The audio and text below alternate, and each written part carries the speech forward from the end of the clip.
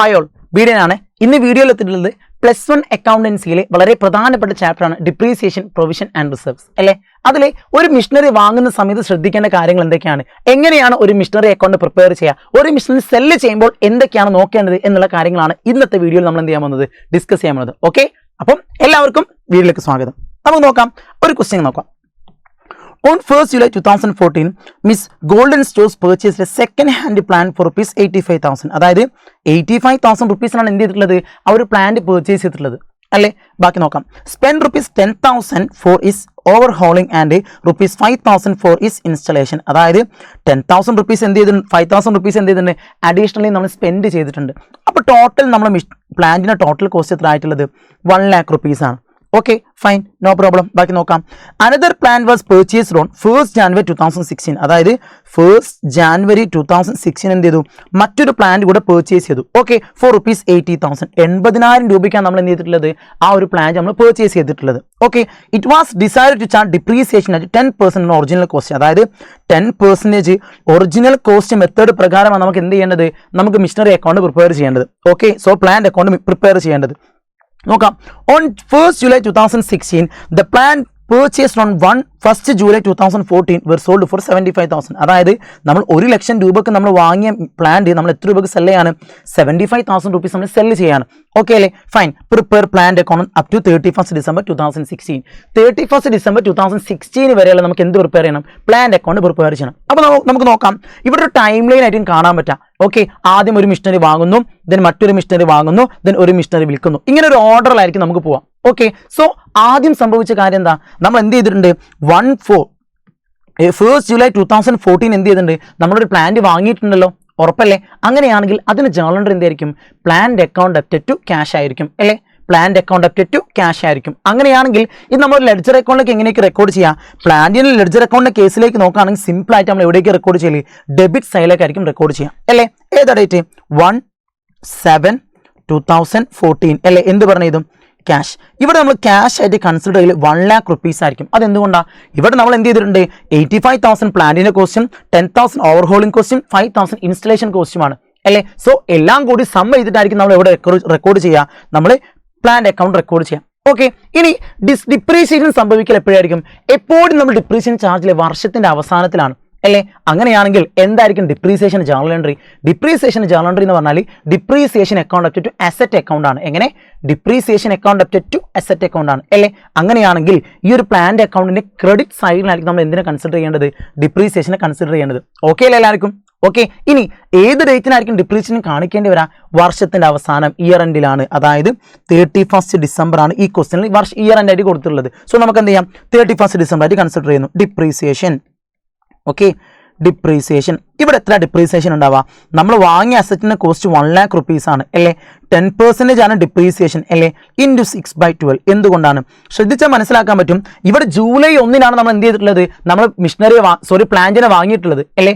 അങ്ങനെയാണെങ്കിൽ ജൂലൈ മുതൽ ഡിസംബർ വരെ, July, August, September, October, November, December, എത്ര മാസം, 6 മാസമല്ലേ. അപ്പം ഈ 6 മാസത്തിലേക്കുള്ള എന്ത് മാത്രം കണ്ടെത്തിയാൽ മതി, ഡിപ്രീസിയേഷൻ മാത്രം നമ്മൾ കണ്ടെത്തിയാൽ മതി, റൈറ്റ്. സോ എത്രയായിരിക്കും ഡിപ്രീസിയേഷൻ എമൗണ്ട് വരാം, here the value of depreciation will be 5,000.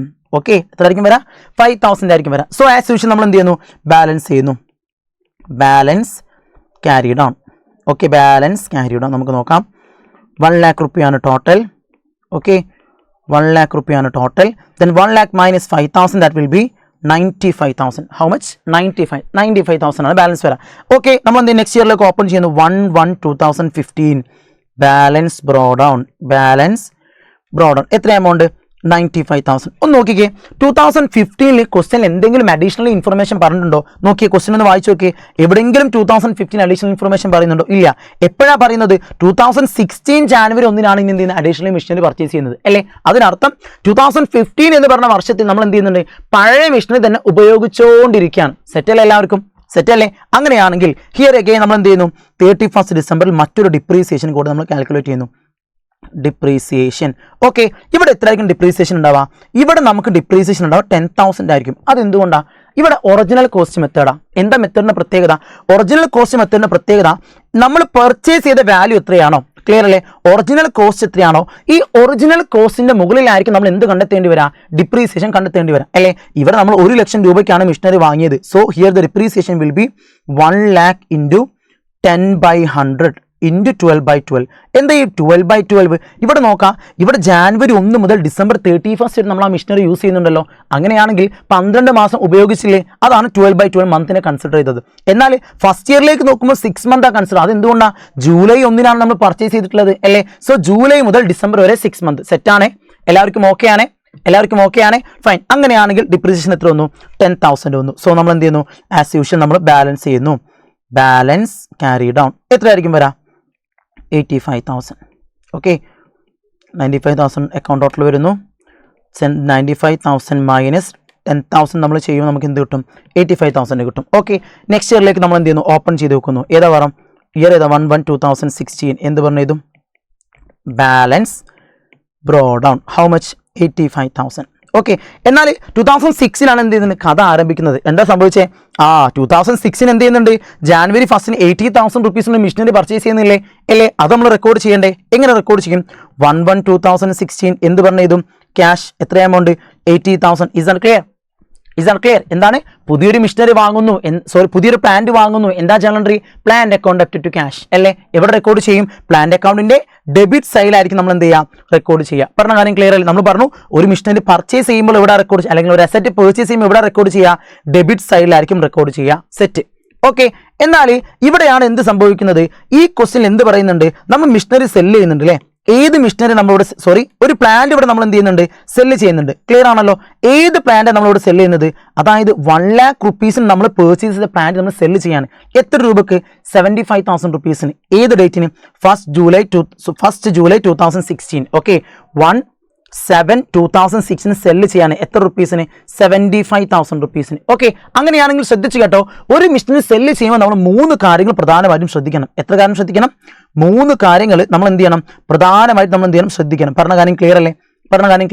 അങ്ങനെയാണെങ്കിൽ എന്താണ് ഒന്നാമത്തെ കാര്യം? സെല്ല് ചെയ്ത ക്യാഷിനെ റെക്കോർഡ് ചെയ്യണം. അതാണ് ഫസ്റ്റ് കാര്യം. എങ്ങനെ?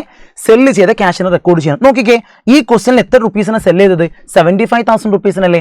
അതിനെ നമ്മൾ റെക്കോർഡ് ചെയ്യണം. എവിടെ? ക്രെഡിറ്റ് സൈഡിൽ. എന്തുകൊണ്ടാണ്? ഒരു പ്ലാന്റ് ആൻഡ് മെഷീനറി സെല്ല് ചെയ്യുകയാണെങ്കിൽ അതിന്റെ ജേർണൽ എൻട്രി എന്താ വരാന്ന് വെച്ചിട്ടാണെങ്കിൽ cash account apt to plant ആണ്. ഓക്കെ, അല്ലെങ്കിൽ cash account apt to asset ആണ്. സോ നമ്മൾ ഇവിടെ റെക്കോർഡ് ചെയ്യുക, ക്രെഡിറ്റ് സൈഡ് റെക്കോർഡ് ചെയ്യും. ഏത് ഡേറ്റ്? 31 ജൂലൈ 2016. എന്ത് പറഞ്ഞു നമ്മൾ ഇതും? ക്യാഷ്. എത്ര എമൗണ്ട്? 75,000. ഇതാണ് first step. Clear? First step എല്ലാവർക്കും ഓക്കെ ആണല്ലോ? എന്നാൽ രണ്ടാമത് മറ്റൊരു സ്റ്റെപ്പ് കൂടി ഉണ്ട്. എന്താണത്? സെല്ല് ചെയ്ത ഡേറ്റ് വരെയുള്ള ഡിപ്രീസിയേഷൻ നമ്മൾ കാൽക്കുലേറ്റ് ചെയ്യണം. എങ്ങനെ? സെല്ല് ചെയ്ത ഡേറ്റ് വരെയുള്ള ഡിപ്രീസിയേഷൻ കാൽക്കുലേറ്റ് ചെയ്യണം. ഒന്ന് ആലോചിച്ച് നോക്കി, ഇവിടെ നമ്മൾ ജൂലൈ 1 നമ്മൾ സെല്ല് ചെയ്യുന്നത്. അങ്ങനെയാണെങ്കിൽ ജാനുവരി മുതൽ ജൂലൈ വരെ 6 മാസം നമ്മൾ യൂസ് ചെയ്തില്ലേ? എത്ര? 6 മാസമാണ് നമ്മൾ ഈ മെഷീനറി എന്ത് ചെയ്തിട്ടുള്ളത്? യൂസ് ചെയ്തിട്ടുള്ളത്. അങ്ങനെയാണ് ഡിപ്രീസിയേഷൻ എത്രയായിരിക്കും ഉണ്ടാവുക? വാ നമുക്ക് നോക്കാം. ഡിപ്രീസിയേഷൻ വിൽ ബി, ഓക്കെ, ഇവിടെ നമ്മൾ ഡിപ്രീസിയേഷൻ കണക്കാക്കൽ എത്രയാണെന്ന് വെച്ചാൽ depreciation will be 1 lakh into 10/100 into 6/12. എത്ര വരും നമുക്ക്? എഗെയിൻ 5,000 റുപ്പീസ് ആയിരിക്കും എന്ത് വരാം? ഡിപ്രീസിയേഷൻ്റെ വാല്യൂ വരാം. എത്ര വരാം? 5,000 റുപ്പീസ് ആയിരിക്കും എന്തിൻ്റെ വാല്യൂ വരാം? ഡിപ്രീസിയേഷൻ്റെ വാല്യൂ വരാം. എല്ലാവർക്കും ക്ലിയർ അല്ലേ? ഓക്കെ അല്ലേ? സെറ്റ്. അപ്പോൾ രണ്ടാമത്തെ കാര്യം ഓക്കെയാണ്. എന്നാൽ മൂന്നാമത് മറ്റൊരു കാര്യം, പ്രോഫിറ്റ് ആണോ ലോസ് ആണോ?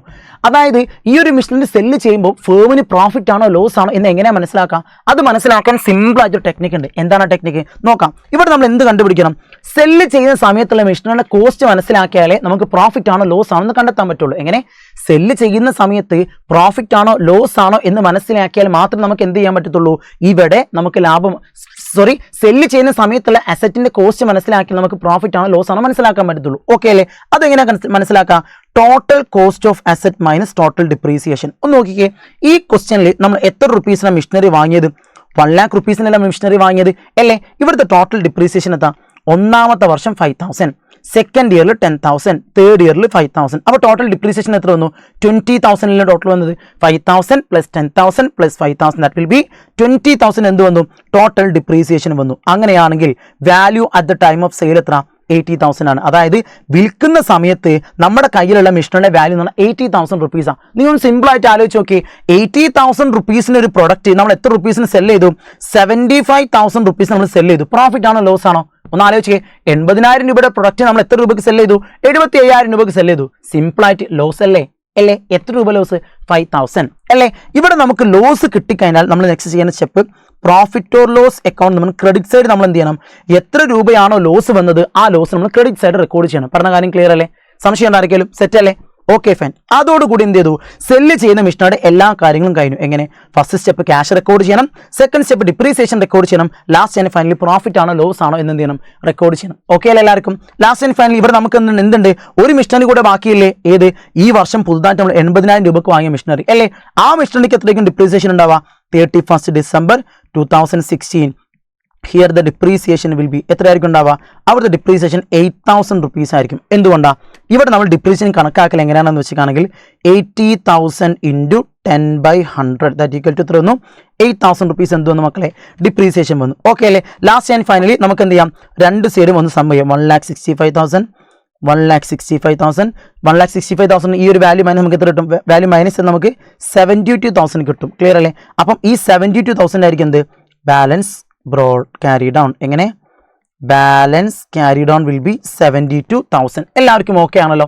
എല്ലാവർക്കും ഓക്കെ അല്ലേ? അപ്പം മിഷനറിയിലെ എങ്ങനെയാണ് നമുക്ക് മിഷനറി അക്കൗണ്ട് പ്രിപ്പയർ ചെയ്യുക, എങ്ങനെയാണ് സെല്ല് ചെയ്യുക എന്നുള്ള കാര്യങ്ങളൊക്കെ എല്ലാവർക്കും വ്യക്തമായിട്ട് മനസ്സിലായി എന്ന് വിശ്വസിക്കുന്നു. സോ ഇതുപോലത്തെ വീഡിയോസിന് വേണ്ടി എന്ത് ചെയ്യാം? നമ്മുടെ ചാനൽ സബ്സ്ക്രൈബ് ചെയ്യാം. Okay, all the best. നന്നായിട്ട് പഠിക്കാം, നന്നായിട്ട് വളരാം. ടീം സൈഡിൽ നിങ്ങൾ എപ്പോഴും കൂടെ ഉണ്ടാവും. All the best.